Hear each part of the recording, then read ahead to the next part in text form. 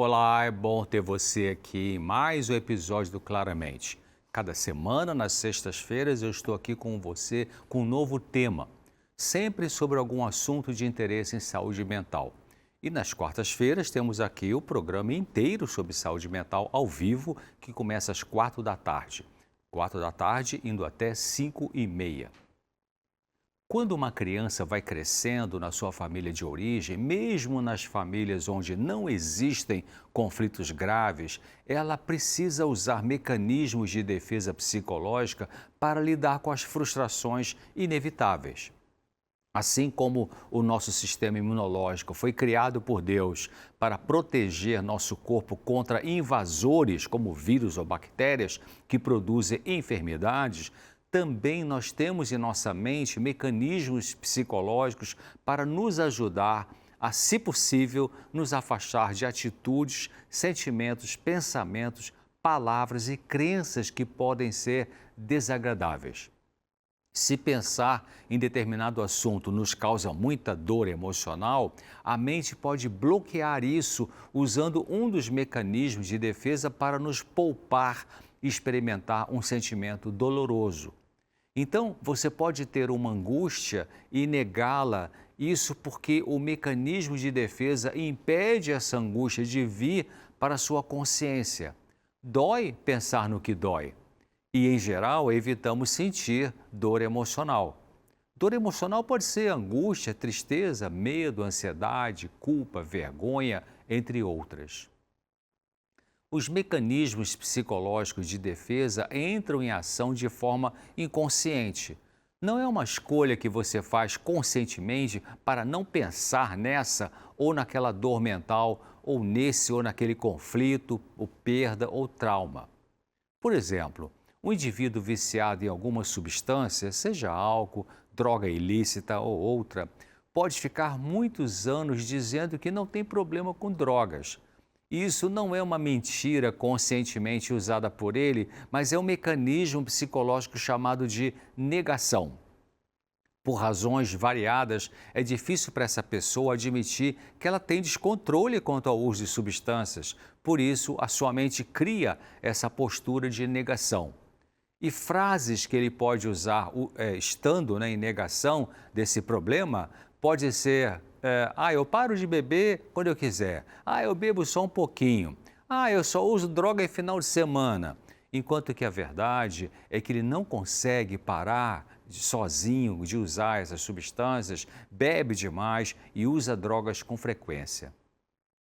Ainda nesse exemplo da negação, quando a pessoa admite que perdeu o controle sobre o uso da substância, ao reconhecer que não consegue parar com esse vício sem receber ajuda, é quando então ele dá o primeiro passo para a recuperação, porque agora não mais está usando ou sendo dominado pela negação. Dessa forma, a verdade aparece na mente dessa pessoa e é quando ela pode procurar ajuda adequada. Interessante que o Senhor Jesus disse que, conhecendo a verdade nos libertará. Para ter cura emocional, é preciso verdade. Verdade sobre nós mesmos, sobre nossos pensamentos, sentimentos, desejos e motivações. Quando vivemos conflitos desde a infância até a vida adulta, a nossa mente vai lançando mão inconscientemente, de forma automática, de defesas mentais para nos manter na realidade e funcionando como pessoa. A gente vai se tornando aquilo que causa menos dor. Eu vou repetir. A gente vai se tornando na vida aquilo que causa menos dor. O problema é que para alguns esse jeito de se tornar é disfuncional, é complicado, machuca muita gente. Uma criança pode, por exemplo, se sentir insegura e com medo excessivo e a mente dela cria uma defesa para lidar com esse desconforto emocional que pode ser, por exemplo, fobia escolar. Naquela criança, o medo excessivo e talvez alguma dificuldade com o pai ou com a mãe, em termos de interação afetiva, produz um desconforto emocional que pode ser angústia. E a mente cria uma defesa contra essa angústia que é a fobia. Fobia é um medo exagerado, né? Em outra criança, diante dos mesmos sofrimentos, poderá surgir não a fobia, mas enurese noturna, que é voltar a urinar na cama quando a criança já tinha controle sobre isso. A fobia é um medo exagerado, como eu disse, e serve de defesa contra aquilo que assusta a pessoa. Se ela tem conflitos difíceis de resolver, a mente pode criar uma fobia, porque na fobia ela ainda consegue funcionar. Por exemplo, se a fobia é de usar elevador, ela pode subir pela escada. A fobia pode ser então entendida como uma defesa contra a experiência de uma dor emocional difícil para aquela pessoa fóbica experimentar. É como se a mente da pessoa com fobia dissesse assim: ah, é menos pior eu sentir essa fobia do que ter que encarar a minha dor emocional profunda. Na fobia, eu ainda sei me virar. Como assim ela sabe se virar na fobia? É como eu disse, se for fobia de elevador, ela vai pela escada. Se é fobia de altura, ela não sobe em lugares altos. Se é fobia de lugares fechados, ela evita isso ou fica bem pertinho ali de uma porta de saída naquele ambiente. Mas lembre-se, fobia é a defesa de uma dor que a pessoa ainda não conseguiu aprender a olhar de frente e administrar. Que dor é essa? Bom, a resposta está no inconsciente da pessoa, está debaixo da superfície da consciência. A fobia é um medo excessivo, muitas vezes irracional, porque o indivíduo sabe racionalmente que não faz sentido aquele tipo de manifestação de excesso, de medo, mas mesmo assim ela sofre disso. Já atendi gente que tinha medo de passarinho.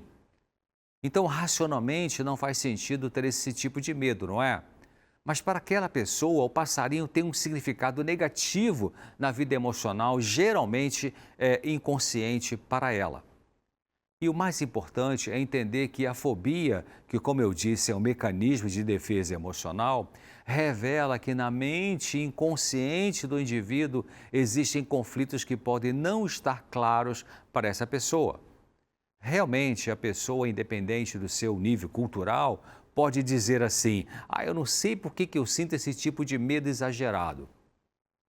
A cura disso requer a tomada de consciência dos conflitos que estão embaixo da superfície e da consciência, e isso pode ser doloroso, porque dói, como eu disse, pensar naquilo que dói. Por isso, evitamos pensar no que causa a dor emocional e usamos inconscientemente um mecanismo de fuga da experimentação dessa dor. Fazemos isso até estarmos prontos para encarar a verdade que estava inconsciente. Quando essa verdade que explica nosso sofrimento mental chega à nossa consciência, então ela produzirá a chance de amadurecimento e resolução dos sintomas. Por isso que conhecer a si mesmo é grande conhecimento. Por isso, Jesus disse: e conhecereis a verdade, e a verdade os libertará. Então, uma pergunta que surge é: que verdade sobre mim mesmo preciso conhecer para me tornar livre desse sofrimento mental? Para descobrir isso, você precisa pensar, orar, refletir, tentar fazer as conexões entre os sofrimentos do passado e os sintomas de hoje. Precisa montar o quebra-cabeça da sua vida. Pense no que houve em sua infância e adolescência e que foi ruim para você. Tente lembrar qual sentimento sentiu naquela ocasião. O que perturbava na sua mente? Era medo, tristeza, culpa, vergonha? O que você fazia com esses sentimentos quando era criança? Você falava para alguém desabafando? Você engolia tudo? Como é que seu pai, a sua mãe ou quem criou você lidava com esses sentimentos seus? Davam apoio? Recriminavam? Ou não faziam nada porque você não falava como se sentia? Pense sobre isso. Peça a Deus para entender o que Ele sabe que você precisa entender sobre seus sofrimentos do passado para ser libertos dos sofrimentos do presente.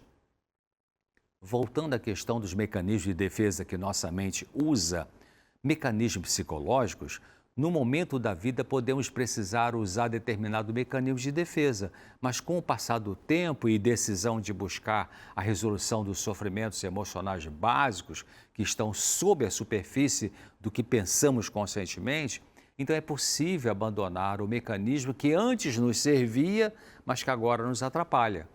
O que antigamente nos ajudava a lidar com situações dolorosas, agora pode ser uma barreira para nosso amadurecimento e força para viver.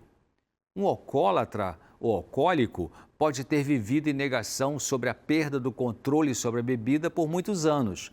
Ele usava esse mecanismo de defesa para não encarar o problema. Mas fugindo da verdade sobre a sua compulsão sobre o álcool, a sua vida não podia melhorar e ele e seus familiares e amigos sofriam. Repetindo, podemos usar por muitos anos um mecanismo de defesa e ele impedir o amadurecimento e resolução de conflitos. Vou dar outro exemplo, sem ser o da pessoa com problemas com bebidas alcoólicas para ilustrar isso. Vamos supor que você tivesse quebrado uma perna em um acidente e precisou usar muletas por um tempo. Enquanto não podia apoiar no chão plenamente a perna fraturada, as muletas eram necessárias. Mas se quando o médico liberou o uso das muletas porque a perna já estava sarada e você decidisse continuar usando as muletas, elas seriam um problema para andar em vez de um auxílio. Então, o que era necessário antes, agora não é mais. Uma vantagem para se transformaria numa desvantagem. Assim acontece com defesas psicológicas que usamos e com defeitos de caráter. Na medida em que somos iluminados por Deus e passamos a ver e admitir que temos este ou aquele defeito de caráter ou defesa que agora é disfuncional, que atrapalha, então, vendo, nós temos a chance de mudar. É importante, por um lado, não nos acomodarmos com nossas defesas e defeitos de caráter e lutar para melhorar. Por outro lado, é importante exercermos paciência com a gente mesmo e, em vez de nos condenar e depreciar ao perceber os nossos erros de comportamento, então aceitar o ritmo possível para a mudança deles. Às vezes, precisamos nos aceitar com os defeitos e tudo mais, antes que esses defeitos sejam removidos. Aceitar como Jesus nos aceita, mesmo sendo pecadores. Então, para melhorar um sofrimento mental ou problemas de relacionamento, é importante pensar no que a pessoa pode estar fugindo de parar de fugir da verdade, aceitar a situação dolorosa ou aceitar a perda e, finalmente, pensar no que pode fazer agora em sua vida depois da aceitação do problema ou depois da aceitação de que você não pode isso ou aquilo porque é onipotente, não é onipotente. Realmente aceitar nossa limitação é um passo para nos ajudar a fazer o que antes não conseguimos e que dá para fazer. A aceitação de nós mesmos nos liberta para ser o que é possível a gente ser com a ajuda de Deus, de parentes e de amigos. Bom, vamos ficar por aqui hoje. Eu espero você no próximo episódio, claramente, aqui na TV Novo Tempo, no programa Vida e Saúde. Até lá, se Deus quiser, luz para você. Obrigada, doutor César. Enquanto o senhor fala aqui, a gente vai pensando, né, quantas coisas nós podemos melhorar e podemos avançar. Eu acho que essa parte aqui do Claramente pode ser revista, deve ser para que a gente possa digerir melhor esse assunto e é com gratidão que eu falo isso aqui agora para o doutor César. Você pode rever esse assunto no nosso canal no YouTube, que é @Vida e Saúde NT. Vai lá, youtube.com, Vida e Saúde NT, para rever este e outros Claramentes. Muito bem, agora eu gostaria de conversar um pouquinho com você sobre a sinceridade, a importância de buscarmos a Deus, de buscarmos ajuda e aceitar quem nós somos nele. Sabe, Deus nos deixou um manual muito importante e muito precioso que é a Bíblia. E, segundo aqui o nosso autor da Revista Esperança, professor Leandro Quadros, não existe um livro que transforme a vida e impacte tanto o intelecto mais do que a Bíblia, a Palavra de Deus.